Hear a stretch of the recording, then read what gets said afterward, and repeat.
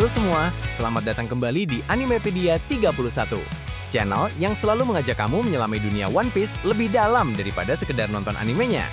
Di sini kita bukan cuma bahas teori atau fakta, tapi juga menganalisis sejarah, mitologi, dan rahasia yang Oda sembunyikan di balik setiap kekuatan. Hari ini, kita bakal masuk ke salah satu kelas buah iblis paling misterius, Mythical Zoan. Buah yang tidak hanya memberi kekuatan, tapi juga membawa legenda berabad-abad ke tubuh penggunanya. Buah yang bahkan keberadaannya bisa mengubah arah sejarah sebuah negara. Buah yang lahir dari mitos, roh penjaga, dewa kuno, hingga makhluk surgawi yang selama ini cuma dikenal lewat dongeng. Di video ini, kita bakal membahas beberapa Mythical Zoan yang paling berpengaruh, paling berbahaya, dan paling unik. Dan di bagian terakhir, kita bakal mengungkap Mythical Zoan yang benar-benar menjadi puncak kekuatan di dunia One Piece. Siapkan diri kamu, karena ini bukan sekedar daftar, tapi perjalanan menelusuri legenda hidup di dunia One Piece. Mari kita mulai. Hito-Hitonomi model Okuchino Makami. Pengguna Yamato. Di Wano, sebelum pabrik, penjajahan, dan tirai isolasi, ada legenda lama yang diceritakan di desa-desa. Makami, serigala suci, penjaga gunung. Bukan serigala sembarangan. Makami dipercaya melindungi manusia dari bencana, dari roh jahat, dan dari ancaman yang tidak bisa dilawan dengan tangan kosong. Buah ini memberi Yamato transformasi penuh menjadi serigala putih suci, kemampuan menghasilkan es dari napas dan tubuh, ketahanan fisik ekstrim ala Zoan, kecepatan yang meningkat drastis saat bertarung, insting predator plus insting pelindung dalam satu tubuh.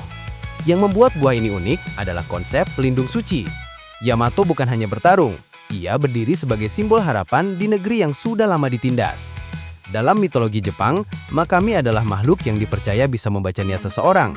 Dan itulah kenapa buah ini cocok dengan Yamato. Ia ingin melindungi orang-orang, bukan menindas. Potensi penuh buah ini belum dikeluarkan. Jika pengguna yang lebih matang memilikinya, kekuatannya bisa setara Komandan Yonko kelas tinggi. Tori-Torinomi model Phoenix. Pengguna Marco. Buah ini adalah salah satu karya Oda yang paling elegan. Berbeda dari Zoan yang mengandalkan kekuatan fisik, Phoenix Marco menggabungkan Zoan dengan kemampuan supranatural, api regenerasi. Phoenix Marco bisa mengubah tubuhnya menjadi campuran fisik plus api biru abadi, memulihkan luka dalam hitungan detik, menyembuhkan orang lain meski terbatas, melambung bebas di udara seperti makhluk surgawi, bertarung sambil tak bisa disentuh musuh selama mode regenerasi aktif. Api biru Phoenix bukan api panas, tapi api kehidupan. Ini menjadikan Marco sebagai petarung yang tidak bisa habis. Selama perang Marineford, Marco berkali-kali menahan serangan Logia, pedang, dan tinju raksasa, tanpa menunjukkan tanda kelelahan. Dalam mitologi, Phoenix adalah burung yang tidak pernah benar-benar mati. Dan Marco menjadi satu-satunya manusia yang memiliki kemampuan itu di era sekarang. Hito-Hitonomi model Daibutsu. Pengguna Sengoku. Dari seluruh Mythical Zoan, buah ini adalah yang paling resmi. Ia tidak terikat pada binatang, melainkan pada figur spiritual terbesar di Jepang, Buddha raksasa. Saat berubah, Sengoku menjadi sosok emas bersinar setinggi gedung. Tetapi kekuatan fisik bukanlah keunggulan utamanya. Yang membuat buah ini luar biasa adalah gelombang kejut berbentuk lingkaran cahaya, serangan area besar yang sangat efektif melawan kelompok, tubuh keras setingkat baja berkualitas tinggi, dan aura spiritual yang mempengaruhi moral pasukan. Buah ini cocok dengan Sengoku, seorang strategis, pemimpin veteran, dan simbol keadilan dunia. Daibutsu dalam legenda adalah sosok yang murka namun suci. Begitu pula buah ini, kekuatan penghukum yang tidak diarahkan untuk keserakahan, melainkan untuk mengakhiri kekacauan. Hebi-Hebinomi model Yamata Noro Orochi. Pengguna Kurozumi Orochi. Buah ini adalah Mythical Zoan yang paling aneh. Bukan aneh secara kekuatan, tapi aneh karena potensi buahnya jauh lebih besar dari penggunanya. Yamata no Orochi dalam mitologi adalah ular 8 kepala yang hanya bisa dikalahkan oleh dewa. Makhluk ini melambangkan regenerasi, kesuburan, atau ancaman tergantung ceritanya. Buah ini memberi penggunanya 8 transformasi kepala besar, kemampuan hidup kembali setiap satu kepala dipenggal, resistensi terhadap kematian instan, bentuk besar yang mengintimidasi. Sayangnya, Orochi seorang pengecut. Tapi bayangkan buah ini dimiliki pengguna sekelas King, Katakuri, atau Queen. Kekuatan regenerasi 8 kali hidup bisa membuat pertempuran berlangsung tidak wajar, menguras stamina lawan tanpa henti. Buah ini adalah legenda gelap yang seharusnya tidak berada di tangan pemimpin Wano. Uo-Uo Nomi model Seiryu. Pengguna Kaido. Inilah Mythical Zoan yang membawa Kaido ke level monster. Azure Dragon adalah simbol orientasi timur, penjaga langit, pengendali cuaca. Dan Kaido memanfaatkan semua itu. Buah ini memberikan transformasi penuh menjadi naga raksasa sepanjang puluhan meter, manipulasi cuaca, badai, petir, awan api, serangan api dalam bentuk bolo bread yang bisa melebur kastil, durability gila-gilaan, kemampuan terbang yang menjadikan tubuhnya senjata besar, mode hibrid yang menggabungkan kekuatan naga dan kekuatan manusia. Kaido bukan hanya petarung kuat, tetapi weapons platform. Setiap gerakan tubuhnya adalah senjata besar, dari api, angin, petir, sampai tekanan udara. Tidak ada Mythical Zoan yang memberikan skala kaiju sebesar ini. Tapi meskipun dahsyat, Kaido masih bukan yang paling kuat.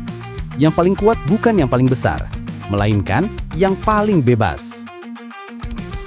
Hito-Hito Nomi model Nika. Pengguna Monkey Luffy. Buah paling kuat, Final, Grand Reveal. Ini dia buah yang ditaruh paling terakhir karena alasan. Buah ini tidak punya batas.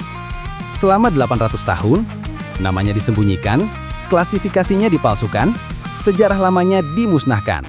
Mengapa? Karena buah ini tidak memberi kekuatan semata, tetapi memberi simbol. Detail kekuatan lengkap, tubuh elastis setingkat bahan hidup, dapat merubah lingkungan menjadi bahan kartun, kebangkitan yang memanipulasi realitas kecil, bisa membuat benda hidup, bisa memberi efek komikal kepada musuh, energi tak terbatas ada saat tawa, kemampuan imajinasi yang menjadi senjata, tidak memperdulikan fisika standar, kemampuan mempengaruhi emosi sekitar, kecepatan dan kekuatan meningkat tidak linear saat gear naik. Mode gear 5 yang memaksimalkan kebebasan mutlak. Yang membuat Nika paling kuat bukan kemampuan memukul atau membenggok, melainkan karena buah ini memberi kebebasan mutlak pada penggunanya. Dan dalam dunia One Piece, tidak ada konsep yang lebih ditakuti pemerintah dunia, melainkan kebebasan. Nikah bukan senjata, nikah adalah ide. Dan ide tidak bisa dihentikan oleh pedang, meriam, atau naga raksasa sekalipun. Inilah alasan Hito-Hito Nomi model Nika adalah Mythical Zoan terkuat.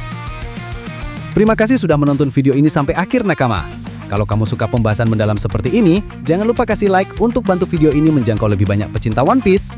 Kalau ada pendapat, teori tambahan, atau Mythical Zoan favoritmu sendiri, tulis di kolom komentar ya. Gua baca semuanya, dan komentar kamu bisa jadi topik video berikutnya. Buat yang baru pertama kali mampir, jangan lupa subscribe dan aktifkan loncengnya. Karena di Animepedia 31, kita akan terus upload pembahasan yang nggak cuma ringkas, tapi penuh detail, lore, dan analisis kayak gini. Dan kalau menurut kamu video ini menarik, bantu share ke teman-teman kamu di grup WA, Discord, atau komunitas lain, biar mereka juga bisa ikut menikmati pembahasan seru tentang dunia One Piece. Terima kasih sudah meluangkan waktu bareng Animepedia. Sampai ketemu di video selanjutnya, dan ingat, dunia One Piece itu luas, penuh misteri, dan selalu ada hal baru yang bisa kita pelajari.